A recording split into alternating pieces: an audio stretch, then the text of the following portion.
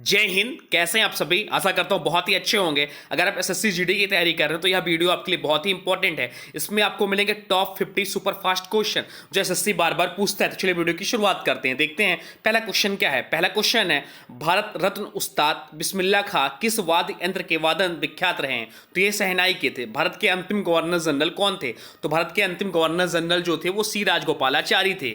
भिलाई इस्पात संयंत्र का निर्माण किस देश के सहयोग से किया गया था? तो रूस के सहयोग से किया गया था। उत्तरी ध्रुव में भारत के अनुसंधान केंद्र का क्या नाम है? तो उत्तरी ध्रुव में भारत के अनुसंधान केंद्र का जो नाम है वह हिमाद्री है। विश्व में माउंट एवरेस्ट पर चढ़ने वाली प्रथम महिला कौन थी? तो विश्व में माउंट एवरेस्ट पर चढ़ने वाली प्रथम महिला जो थी वो थी जापान की जुनको तबाई। नेक्स्ट क्वेश्चन है, पीलिया किस अंग को प्रभावित करता है? तो पीलिया जो है यकृत या लीवर को प्रभावित करता है। मादा एनफ्लीज मच्छर के काटने से कौन सा रोग होता है? तो मादा एनफ्लीज मच्छर के काटने से जो रोग होता है वह मलेरिया रोग होता है। टेलीफोन का आविष्कार किसने किया था? तो टेलीफोन का जो आविष्कार किया था वो अलेक्जेंडर ग्राहम बेल ने किया था। पृथ्वी सूर्य का चक्कर लगाती है या सबसे पहले किसने बताया? तो पृथ्वी सूर्य का चक्कर लगाती है या जो सबसे पहले बताया कोपरनिकस ने बताया। प्रकाश वर्ष का संबंध किससे है? तो प्रकाश वर्ष का जो संबंध है वो खगोलीय दूरी से है। किस एकमात्र भारतीय को अर्थशास्त्र में नोबेल पुरस्कार मिला है? तो प्रोफेसर अमृत सेन को अर्थशास्त्र में नोबेल पुरस्कार मिला है। स्वतंत्रता मेरा जन्मसिद्ध अधिकार है और मैं इसे लेकर रहूंगा किसने कहा? तो लोकमान्य तिलक ने कहा। राज्यसभा के सदस्यों का चुनाव कितनी अवधि के लिए किया जाता है? तो राज्यसभा के सदस्यों का चुनाव जो किया जाता है वह 6 वर्षों की अवधि के लिए होता है। आधुनिक ओलंपिक खेलों की शुरुआत कब और कहां से हुई? तो आधुनिक ओलंपिक खेलों की जो शुरुआत हुई वो एथेंस के यूनान शहर से 1896 में हुई। भारत ने किस खेल में ओलंपिक खेलों में 8 स्वर्ण पदक जीते हैं? तो हॉकी में भारत ने 8 बार स्वर्ण पदक जीता है। भारत ने आखिरी बार हॉकी में स्वर्ण पदक कहां और कब जीता है? तो भारत ने आखिरी बार हॉकी में स्वर्ण पदक जो जीता 1980 में मॉस्को में जीता है। ओलंपिक खेलों का आयोजन कितने वर्षों के बाद होता है?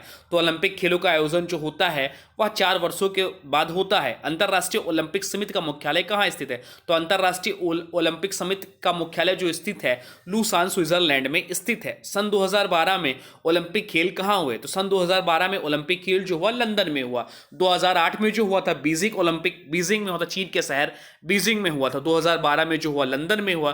2016 में जो हुआ वो रियो डी जेनेरियो में हुआ। 2020 में जो हुआ टोक्यो ओलंपिक हुआ, पर कोरोना के कारण यह 2022 में हुआ। तो 2022 में जो हुआ था वो आपका हुआ था जापान के शहर टोक्यो में। ओलंपिक ध्वज में कितने गोले होते हैं? तो ओलंपिक ध्वज में 5 गोले होते हैं। एक ओलंपिक में सर्वाधिक स्वर्ण पदक जीतने वाला खिलाड़ी कौन था? तो एक ओलंपिक में सर्वाधिक स्वर्ण पदक जीतने वाले जो खिलाड़ी माइकल फेल्प्स हैं, ये तैराकी हैं और अमेरिका से हैं। भारत ने ओलंपिक खेलों में पहली बार किस वर्ष भाग लिया? तो भारत ने ओलंपिक खेलों में पहली बार जो भाग लिया था सन 1900 में लिया था। ओलंपिक खेलों में पदक में जीतने वाली पहली भारतीय महिला कौन थी? तो कर्णम मल्लेश्वरी ओलंपिक खेलों में पदक जीतने वाली पहली भारतीय महिला थी। बैक टू वेदास, वेदों की ओर लौटो नारा किसने दिया? तो महर्षि दयानंद ने यह नारा दिया। प्रसिद्ध झंडा गीत झंडा ऊंचा रहे हमारा की रचना किसने की थी? तो श्यामलाल गुप्त पार्षद ने प्रसिद्ध झंडा गीत झंडा ऊंचा रहे हमारा की रचना की थी। पशुओं में मिल्क फीवर बीमारी किसकी कमी से होती है? तो कैल्शियम की कमी से होती है।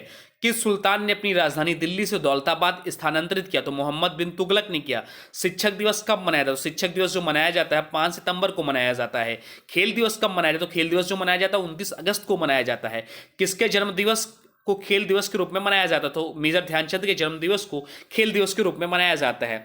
द्रव सभी दिशाओं में समान दाब पारित करता है, यह कथन किस नियम से संबंधित है? तो पास्कल का नियम से संबंधित है। क्लोरोफिल का खनिज घटक क्या है? तो मैग्नीशियम क्लोरोफिल का खनिज घटक है। एलपीजी गैस में क्या होता है? तो एलपीजी गैस में जो मुख्य है वो होता है वह ब्यूटेन होता है। किसने सर्वप्रथम अशोक के अभिलेखों को पढ़ा? तो जेम्स प्रिंसेप ने सर्वप्रथम अशोक के अभिलेखों को पढ़ा। किस बौद्ध भिक्षु के प्रभाव में अशोक ने बौद्ध धर्म ग्रहण किया? उपगुप्त बौद्ध भिक्षु के प्रभाव से अशोक ने बौद्ध धर्म ग्रहण किया। कौन सा मुगल बादशाह अशिक्षित था? तो अकबर जो है वो अशिक्षित था।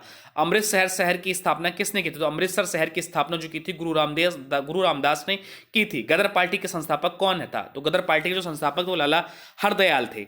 सिख इतिहास में लंगर प्रथा किसने शुरू की थी? तो सिख इतिहास में लंगर प्रथा जो शुरुआत की थी गुरु अंगद देव ने की थी। सबसे प्राचीन वेद कौन सा है? तो सबसे प्राचीन वेद जो है ऋग्वेद है। स्वर्ण मंदिर कहाँ स्थित है? स्वर्ण मंदिर जो है पंजाब शहर के अमृतसर में स्थित है। चार मीनार कहाँ स्थित है? तो चार मीनार जो स्थित है वो हैदराबाद में स्थित है। कुतुब मीनार कहाँ स्थित है? कुतुब मीनार जो स्थित है वो दिल्ली में स्थित है। गेटवे ऑफ इंडिया कहाँ स्थित है? तो गेटवे ऑफ इंडिया जो स्थित है वह मुंबई में स्थित है। आजाद हिंद फौज की स्थापना कहाँ की गई थी? तो आजाद हिंद फौज की स्थापना जो की गई थी वह सिंगापुर में की गई थी। प्रथम पंचवर्षीय योजना कब प्रारंभ हुई? तो प्रथम पंचवर्षीय योजना जो प्रारंभ हुई वह 1951 में हुई। चीनी यात्री हेनसांग ने किस विश्वविद्यालय में अध्ययन किया? तो चीनी यात्री हेनसांग ने नालंदा विश्वविद्यालय में अध्ययन किया। कौन सा रक्त समूह सर्वदाता कहलाता है? तो ओ रक्त जो है वह सर्वदाता कहलाता है। मनुष्य के शरीर में कितनी हड्डियां होती हैं? तो मनुष्य के शरीर में जो हड्डियां होती हैं वो 206 होती हैं। सूर्य के प्रकाश से कौन सा विटामिन प्राप्त होता है? तो सूर्य के प्रकाश से जो विटामिन प्राप्त होता है वह विटामिन डी प्राप्त होता है। अब आज की वीडियो से क्वेश्चन है, इसका राइट आंसर आप लोग को कमेंट बॉक्स में बताना है। आज के वीडियो से क्वेश्चन है, सन 2012 में ओलंपिक खेल कहाँ हुए? तो सन 2012 में ओलंपिक खेल कहाँ हुए इसके बारे में आप लोग कमेंट बॉक्स में बताइएगा। साथ साथ में 2016 और 2022 में ओलंपिक कहाँ हुए इसके बारे में भी जरूर लिखिएगा। हाँ, अभी तक आपने वीडियो को लाइक नहीं किया है तो प्लीज वीडियो को लाइक कर दीजिए और चैनल पर नए चैनल को सब्सक्राइब भी कर लीजिए। तो चलतिए मिलते हैं एक नए वीडियो में, तब तक के लिए जय हिंद, जय भारत, वंदे मातरम। थैंक्स फॉर वॉचिंग नन classes. For more update please subscribe नन क्लासेस।